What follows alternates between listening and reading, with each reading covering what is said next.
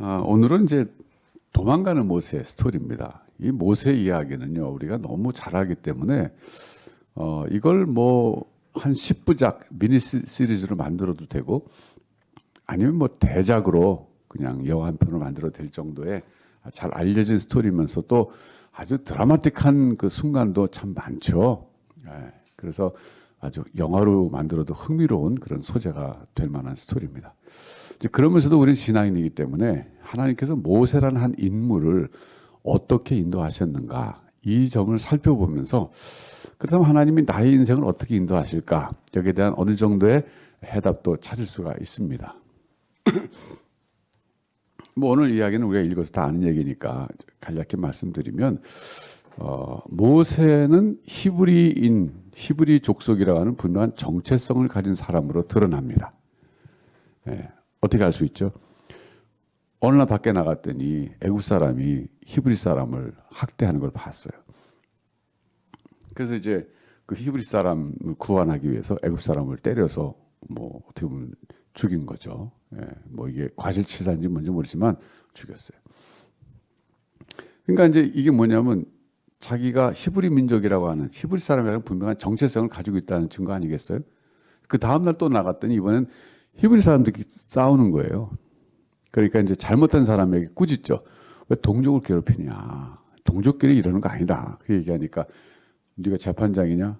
너 어제 애굽 사람 죽이더니 오늘 날 죽이려고 그러냐? 이렇게 되니까 이게 내가 지금 애굽 사람 죽인 게 탄로가 났구나. 그래서 바로가 알면은 내가 비록 왕자로 자랐지만 내가 히브리 민족이라는 걸 알기 때문에 나를 가만두지 않을 거다. 이렇게 판단하고서는 도망갑니다.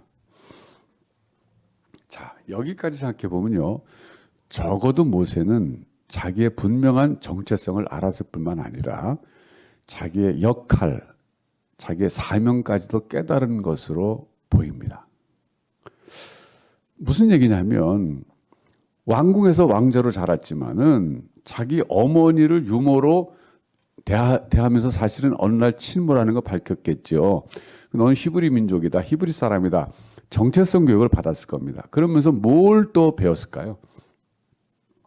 여러분이 모세의 어머님은 어떻게 가르쳤을 것 같아요? 네가 이렇게 왕궁에 살게 된 것은 너 한 몸 잘 살려고 하는 거 아니라 우리 조상들의 하나님께서 너를 특별히 쓰셔서 우리 민족을 좀 구원하라고 뭔가 우리 민족을 위해서 네가 섬기라고 이런 좋은 환경에 자라게 하신 것을 잊지 말아라. 뭐 이런 얘기 수백 번 하지 않았겠어요?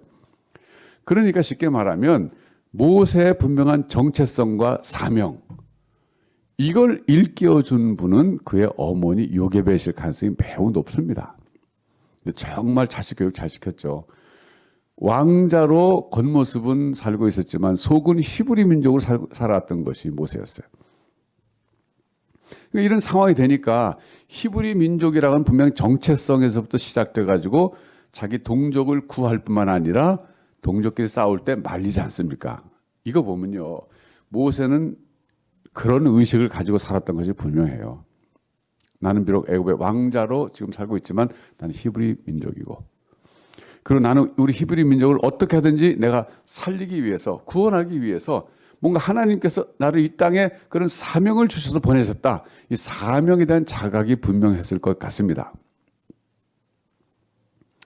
그러다 그런 기회가 왔을 때 어떻게 보면 사명 감당한 거죠. 근데 여기서 한 가지 문제가 있어요. 분명한 정체성과 분명한 사명감을 깨달은 건 좋았는데 그 과정에서 하나 빠진 게 있습니다. 뭐가 빠지냐면 하나님을 만나는 만남이 빠졌어요. 다시 말하면 하나님으로부터 분명한 부르심의 과정이 빠졌던 겁니다. 성경에 나타난 하나님의 사람들을 보면 말이죠. 하나님께서 그를 만나서 불러주시는 장면이 있어요. 그걸 소명이라 그럽니다. 콜링, 부르심. 신학교를 가겠다는 사람에게도 이 콜링이 분명히 있어야 돼요. 그러니까 외적 소명과 내적 소명이 있잖아요. 외적 소명은 뭐냐면 목사로서 이 사람이 목사로서 수행할 수 있는 어떤 은사를 가지고 있느냐. 이게 외적 소명인데 외적 소명의 증거는 교회 추천입니다. 교회 목사님은 추천서. 이게 외적 소명의 증거예요. 내적 소명은 이것은 더 중요합니다. 하나님 나를 부르셨다고 하는 그 내적 확신이에요. 이건 하나님과의 만남을 통해서 이루어집니다. 근데 모세의 경우 없었어요. 비록 어머니가 자식 교육을 잘 시켜서 분명한 정체성과 사명의식을 심어줬지만 하나님이 부르신 그 과정은 빠져 있었던 겁니다.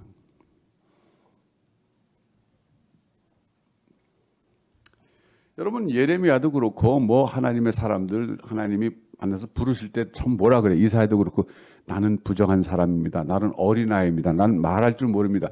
이것이 언제 시작되냐면요. 바로 모세에게서 시작되는 거예요. 나중에 모세를 하나님 만나셔서 부르실 때 뭐라고 말해요? 나는 아이입니다. 나는 말할 줄 못합니다. 막 이렇게 얘기하잖아요. 이게 그 prophetic resistance, 선지자들의 저항이란 말을 쓰고 있어요. 부르실 때 나 못해요 그거죠. 요즘 모태 신앙이 못하라고 하지만 말이죠. 근데 그 과정에 빠졌던 거예요. 자, 그럼 우리가 이렇게 생각해 봐야 돼요. 하나님께서 분명히 모세를 구원자로 쓰시려고 이 땅에 보내신 건 틀림없어요. 우리가 지난주에 살펴봤잖아요. 출생 이후 3개월 됐을 때 물에서 떠내려가는 걸 모세 물에서 건져낸 공주가 있어서 지금 왕국에 살게 됐는데 그런 과정에서 하나님 직접적인 개입은 없었지만 하나님 인도하신 건 틀림없잖아요. 그런데 여기서 중요한 포인트는 뭐냐면 하나님께서 왜 순탄한 길을 인도하시지 않고 모세에게 광야라고 하는 미디안 광야라고 하는 40년을 왜 거기다 포함시키셨는가 이 말입니다. 그냥 왕궁에서 잘 자라나서 어느 날 왕궁에 있는 모세에게 나타나셔갖고 내가 너를 구원자로 부르셨다 이렇게 말씀하시면 될 거를 왜 굳이 광야로 쫓겨가게 아니 말로 도망가게 하시냐 이거죠. 글쎄요, 이거 뭐 쉽게 말할 수 있을 것 같지만 또 사실 별로 쉽진 않아요. 그럼 우리가 이제 이걸 성경 전체를 통해서 우리가 한번 해답을 찾아본다면 하나님께서 그를 완전히 자기 부인하는 사람으로 자기를 부인하는 사람으로 만드신 다음에 쓰시려고 하신 하나님 뜻이 아니었느냐 그겁니다. 자기 부인, self denial이죠. 자기 부인. 주님 그랬잖아요. 누구든지 나를 따라오려거든 자기 십자가를 지고 오는데 자기를 부인하라. 참 이 자기 부인이라고 하는 것이요. 요즘 세상에서는 잘 통용되지 않은 소위 콘셉트, 개념입니다. 요즘은 자기 자신을 자꾸 드러내라고 얘기하잖아요. 물론 그것도 일면 일리가 있어요. 근데 성경은요, 대체적으로 보면 자기를 부인하라고 하는 것이 더 강조되고 있습니다. 어디서요? 하나님 앞에서죠. 그러니까 모세 같은 경우는 지금 환경적으로 구원자의 자격을 다 갖췄어요. 애굽에서 왕궁에서 최고의 교육을 받았고요. 정말 뭐 모세는 나중에 그 법전 쓰는 것도 보면 이게 하나님 계시를 위해서 주어진 거지만 얼마나 참 법전도 잘 쓰고 리더십도 있고 이 모든 것들이요. 왕궁에서 자라나면서 소위 요즘으로 말하면 스펙을 쌓을 만큼 다 쌓은 사람이에요. 그러니까 자기 힘과 능력으로도 자기 민족을 구원할 수 있다는 착각을 할 수 있는 환경에 살아간 사람이죠. 하나님은 그런 거 원치 않으십니다. 하나님은요, 겸손한 자에게 은혜를 베푸시는데 이 겸손이 쉽게 얻어지는 덕목은 아닙니다. 내가 겸손하고 싶다고 해서 겸손할 수 있는 건 절대 아니에요. 모세에게는 미디안 40년이라는 광야 생활이 왜 필요했겠느냐. 완전히 자포자기하게 만드는 거죠. 자기를 부인하는 과정. 나는 할 수 없다. 내가 한때 혈기로 애굽 사람을 때려 죽이고 히브리 민족을 구원했고 왜 나 구원자로 보내심을 받던 확신이 있었기 때문에 그러면서 나는 정말 혈기 왕성해서 내가 내 힘으로 뭔가 할 수 있었을 그 젊은 날에 실패를 맛보고 광야에 40년 동안 살면서 뭘 생각했을까요? 양이나 치면서. 아들도 낳았죠. 게르솜이라고. 나그네. 그러면서 뭘 생각했을 것 같아요? 야, 내가 젊은 날에 뭐 해보렸던 건 다 헛된 생각이었다. 내가 뭘 할 수 있겠나. 점점 자기 자신을 부인하는 소위 낮아지는 단계로 점점 내려갔던 겁니다. 그 과정이 꼭 필요했던 거예요. 그런 다음에 하나님 만나 주시잖아요. 그런 다음에. 그러니까 우리가 모세의 경우에 살펴볼 수 있는 것은 하나님 만나기 전에도 얼마든지 소명의식을 확신하고 하나님 부르셨다는 확신 갖고 뛰어나가서 뭔가 하나님 위해서 하겠다고 다닐 수도 있고 행할 수도 있어요. 그런데 그건 아직은 무르익지 못한 거죠. 정말 단계는 하나님이 그를 만나셔서 불러주시는 그 음성을 들어야 된다는 겁니다. 이건 굉장히 참 영적으로 고차원적인 얘기죠. 여러분 이런 얘기 듣다 보면 나는 아니야. 나는 내가 무슨 사역자가 아니고 나는 교육자 될 사람도 아니고 난 평신도인데 이런 생각이 드실 거예요. 이건 나에게 해당되지 않는 것 같다. 오늘 설교는 오늘 스토리는 아니에요. 여러분도 평신도든 뭐든 이건 사실 성직자 구분은 이거 성경적인에서 별로 근거가 없어요. lay people 이게 평신도란 뜻인데 하나님의 백성을 헬라어로 라오스라 그러거든요. 라오스 백성이라는 뜻인데 우리는 전부 라오스예요. 하나님의 백성이에요. 성직자 성속의 구별이 별로 없는 거예요.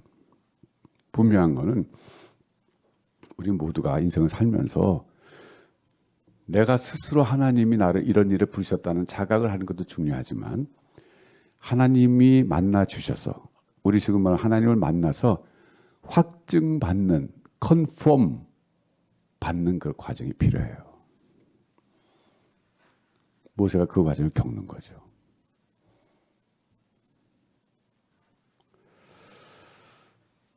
그래요. 사실은 이런 컨펌을 해주시는 그 케이스는 또 베드로의 경우도 마찬가지입니다. 여러분 베드로 얼마나 혈기왕성해요. 그냥 주님과 함께 주러 가겠습니다. 그 칼도 사고 막 이러잖아요. 베드로가 자기 힘으로 뭔가 주를 위해 살 것 같이 그러다가 3번 부인하고 낮아지잖아요. 그때 주님이 그를 진정으로 불러주시는 거죠.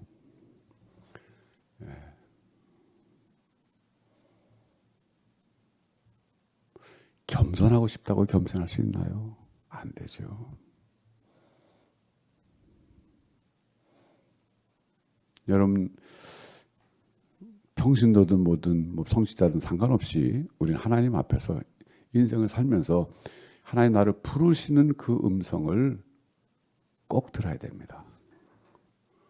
나를 어떤 일에 부르신데 그건 하나님께서 선택하시고 결정하신 일이지만 분명한 것은 평생에 한 번은 분명하게 나를 부르시는 음성을 들어야 되는데 그게 꼭 성직자로 부르시는 음성만은 아닙니다. 나를 사업의 세계로, 학문의 세계로, 여러 다양한 예술의 세계로 나를 부르시는 뭔가 하나님께서 나를 참 쓰시겠다고 하는 그거를 분명히 듣고 할 때 그나마 우리가 하나님 부르심에 응답해서 뭔가 조금 하다 갈 수 있죠.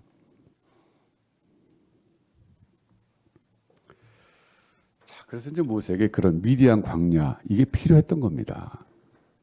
근데 그걸 하나님이 의도적으로 도망가게 하시고 그런 건 아니잖아요. 하나님 그냥 침묵하시는 것처럼 가만히 계시는데 인간 세상사가 막 이렇게 얽히고 이루어지는데 결국은 그게 하나님 뜻이 다 이루어지는 이런 과정이 돼버려요. 이게 참 신기한 거죠. 어떻게 보면 퍼즐 조각이 여기 지금 막 흩어져 있는데 그냥 어떻게 보면 하나님 나중에 다 맞히시는 것 같다. 이런 생각이 들 정도예요. 제가 요전에도 말씀드렸지만 성경에 보면 하나님 절대 개입하시지 않는데 결국은 사람들이 얽히고 설키고 치고받고 어떻게 하는데 결국 하나님 뜻이 이루어지는 이런 과정들 참 많이 보지 않습니까? 오늘 우리 인생도 마찬가지입니다.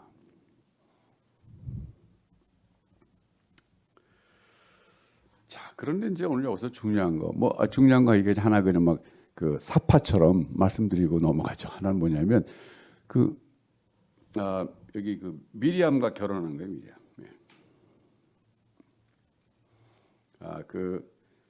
미리암이 아니고 십보라 결혼한 거. 이방 여인이잖아요.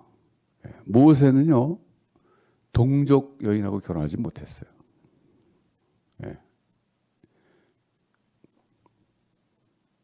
나중에 보면 또 이 십보라가 죽은 다음에 이제 결혼할 때 또 구스 여인하고 결혼했다고 해서 미리암이 막 뭐라 그러잖아요. 자기 누나가 너 왜 동족과 결혼하지 않았냐. 그런데 또 모세는 가만히 있잖아요. 이건 참 어떻게 보면 하나님의 섭리 가운데 모세는 다문화 가정을 이룰 수밖에 없었던 인생이었던 것 같아요.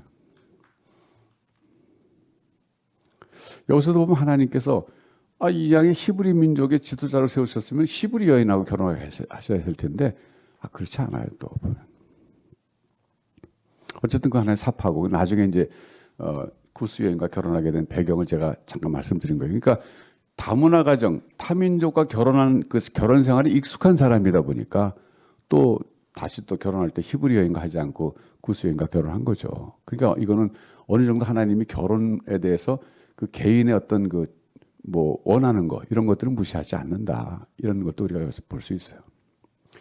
중요한 포인트는 이제 하나 더 남았는데 뭐냐면요. 마지막 두 절입니다. 24절과 25절인데 23절 석절이군요. 애굽 왕이 죽었어요. 이건 이제 모세를 죽이려고 했던 애굽 왕이 죽었다는 거예요. 그다음 바로가 이제 왕이 됐죠. 뭐 우리 영화를 봐서 알지만 이건 뭐 어느 정도 사실에 근거해서 구성했겠지만 그 율브린너잖아요. 그때 율브린너가 바로가 됐잖아요. 그러니까 모세랑 뭐 같이 형제처럼 잘하는 사람으로 돼 있지 않습니까? 근데 어쨌든 그렇게 바로가 죽었는데 그런데 고된 노동으로 탄식 소리를 하나님이 들으셨다 했어요. 그러니까 히브리 민족을 핍박한 거죠. 그래서 그 탄식 소리가 하나님에게까지 상달됐다. 그랬어요. 그래서 하나님께서 뭔가 이제 움직이시려고 하실 때가 됐다는 것을 암시하고 있어요. 그러니까 출애굽의 어떤 전조죠. 그런데 그다음 중요한 단어가 24절에 나옵니다. 하나님이 그들의 고통 소리를 들으신 근거가 뭐냐 이게. 근거는 뭐냐면 아브라함과 이삭과 야곱에게 세운 하나님의 언약을 기억하셨다는 거예요. 여기서 우리가 한 가지 생각해야 될 건 뭐냐면 지금도 하나님께서는 세상 사람들의 모든 탄식 소리를 듣고 계신다는 거죠. 그런데 특별히 어떤 사람들의 탄식 소리를 들으시냐면 하나님과의 언약 관계 속에 있는 사람들의 탄식 소리를 들으신다는 거예요. 언약 관계 속에서 하나님과 관계를 맺은 사람, 즉 하나님의 백성들의 신음소리, 하나님의 백성들의 탄식 소리를 하나님은 더 귀 기울여 들으신다. 그런 말입니다. 그래서 하나님이 25절에 이스라엘 자손을 돌보셨고 하나님이 그들을 기억하셨더라. 자, 여러분 우리가 하나님 앞에 나가서 어려움을 당할 때 호소할 때 근거가 뭐냐면요.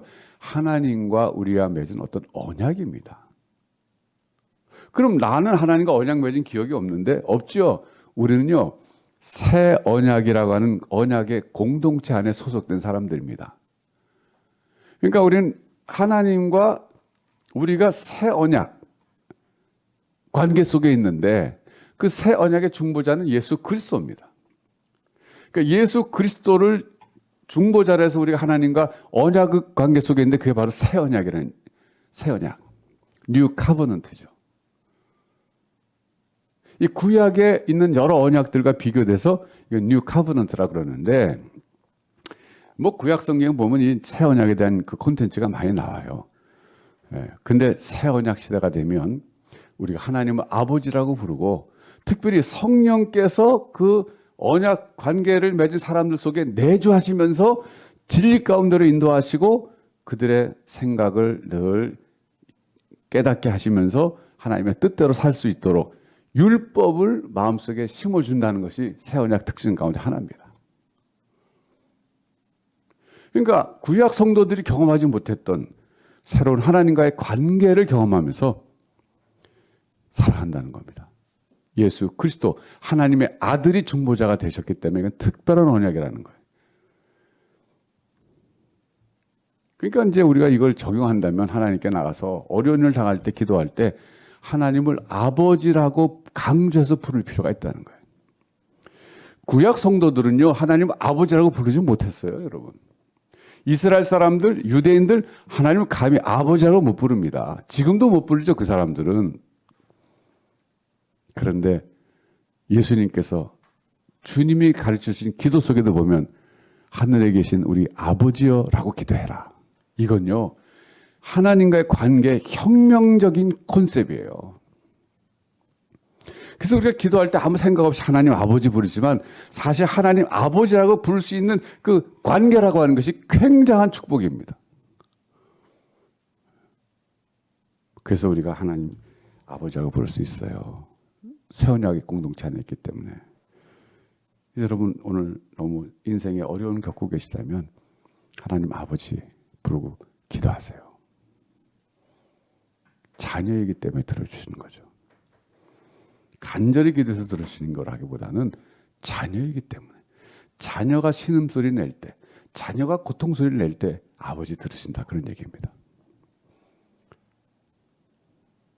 자, 그리고 또 하나 우리가 코로나를 위해서 기도할 때 근거가 있습니다. 그건 뭐냐면 이것도 일종의 언약이라고 할 수 있는데 아담과 맺은 언약을 행위 언약이라고 그러지 않습니까? 선악을 알게 하는 나무 먹지 말아라. 먹는 날에 정령 죽으리라. 그러잖아요. 그 행위 언약 속에 우리가 이제 들여다볼 때 행위 언약과 관계된 하나님의 명령이 있습니다. 그건 뭐냐면 하나님이 하나님의 형상대로 아담과 하와를 창조하시고 생육하고 번성하라고 명령하셨어요. 사실 그건 전부 행위 언약 속에 다 포함된 명령이라고 볼 수 있어요. 코로나는요, 생육하고 번성하는데 굉장히 지장이 되는 병입니다. 하나님의 뜻을 거스리는 그런 질병이에요. 생육하고 번성하라고 하는 것이 하나님 뜻입니다. 그래서 우리가 이 코로나 시절에 하나님 앞에 기도할 때 하나님, 이 코로나라는 질병이 빨리 사라져야 됩니다. 왜? 하나님이 생육하고 번성하라고 하셨는데 그 명령을 저해하는 그런 위험한 병입니다. 그러므로 하나님, 이제 코로나를 제거하여 주시옵소서. 이렇게 기도할 때 이게 근거 있는 기도입니다. 자, 여러분 다시 한번 말씀드리지만 하나님께 나가서 기도할 때는요, 언약 관계 속에서 언약의 근거에서 기도하는 게 굉장히 중요해요. 또 다른 말로는 하나님의 약속이죠. 예, 언약보다는 조금 가볍지만 오늘 우리 수요 저녁 예배 나와서 우리가 기도에 대해서 참 중요한 거 배웁니다. 하나님이 우리의 고통 소리, 특별히 하나님의 자녀들의 고통 소리를 더 귀 기울여 들으시고 자녀가 아닌 사람들이라도 하나님 형상대로 지음받은 사람들이 코로나로 시달리고 죽어가는 거 하나님이 원치 않는 거기 때문에 우리가 하나님의 명령의 근거에서, 즉 생육하고 번성하라는 그 명령의 근거에서 하나님께 코로나가 빨리 사라지게 해달라고 기도할 수 있습니다. 자, 오늘 저녁에 배운 대로 한번 기도해 보시기 바랍니다. 기도하겠습니다. 하나님 감사합니다. 저희들 수요예배 나와서 모세의 생애 속에 있었던 이 에피소드를 통해서 우리가 어떻게 기도해야 될지 배우게 하시니 감사합니다. 하나님의 언약과 약속에 근거해서 기도하는 사람들 되게 해주시고 인생을 살면서 저희가 하나님의 부르시는 음성을 분명하게 듣는 은혜의 시간들로 허락하여 주시옵소서. 이 밤에 우리가 같은 시간에 비록 다른 장소에서 모여 기도한다 할지라도 하늘에서 들으시고 우리의 신음소리를 들으시고 우리의 고통소리를 들으시고 응답하여 주시옵소서. 예수님의 이름으로 기도하옵나이다. 아멘.